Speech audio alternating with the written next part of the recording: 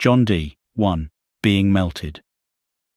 Dr. John D. is on his way to visit Her Highness Bess Tudor, a Princess of the Blood, at her apartments in the White Tower, London, EC3N4AB. We need to talk about melting. I don't know if you have ever been, melted, but if you have, you will know exactly what I'm talking about. If you have not, well then let me tell you that it really is no laughing matter. Oh, I'm not talking about that little bit of melting that we all do every day, the careless shedding of skin, after the sun has kissed it too heartily, nor do I reference those little acts of onychophagia, where the heroine chews off large sections of her fingernails. No, what I am talking about is the serious stuff, what we in the magical community call the absolute melting point, technically known as the point of liquefaction. In the past, the physical act of melting was a rare occurrence, but recently it has become a daily ordeal. You know, when the rain burns into your face, and your eyes sting, and your fingers start to go white and wrinkly, like an old washerwoman's, and you can feel your toenails start to curl up as they dissolve like an Alka-Seltzer tablet dropped onto the tongue of life. That is the kind of melting that has been occurring regularly. Yes, being melted has become an occupational hazard for all who dabble in the art of alchemy. Of course, the root of the problem is the rainfall. Water itself is not a danger, except that most witches and wizards, or practitioners of the arts, as we prefer to be known, float in the stuff.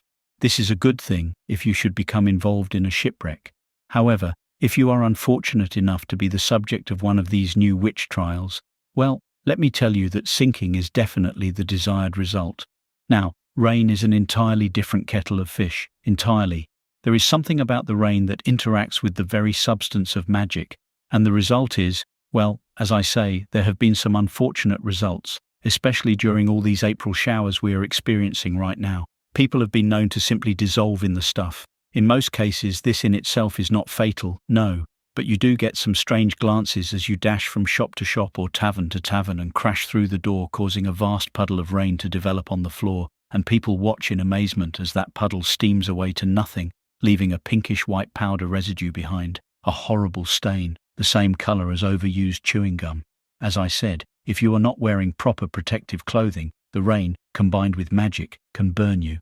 I have seen cases where the steam has actually hissed as it evaporated from the subject's skin, but that aside, well, as I say, a distinct nuisance to be sure, but no, not essentially fatal. However, there have been some extreme cases recently, especially in the very heavy rains that we have been subjected to these last few months. The Conclave had asked me, "You may not be aware of the Conclave, for as a secret society, we do not advertise our existence, as I am sure you will understand." As I say, as a senior member of the Conclave of Practitioners of the Art of Alchemy, I had been asked to give it its full and proper title. I had been asked to study these extreme cases. What I have discovered so far is that they inevitably involve a hard rain and, of all things, cats and dogs. There have also been one or two very nasty puddle incidents. A good friend of mine, Dr. Foster, whilst travelling in the West Country recently, had such a misfortune. The result was that he turned into a solution of carbon, oxygen, and a kind of watery pink-coloured sludge, which will stick to the bottom of your boots and is the very devil should it get into your hair. The poor chap had to be scraped up, and his remains were deposited in an empty jam jar. Now, here in the home of the great empire, the rain had been falling heavily for the last few months. It has been persisting it down, as I have heard Marlowe say. The crops are ruined, the ground is soaked, and the river levels have risen beyond the danger level, flooding homes, fields, and roads alike. Alas, we are living in strange times.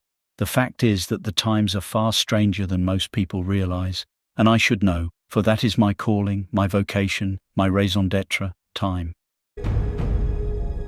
Please press the like icon. It really helps with the algorithm. Click subscribe to be notified of further installments. You can find more information and other videos at mortalcritters.com. The Mortal Critters ebook is available at Amazon, and the paperbacks are available at all good bookstores.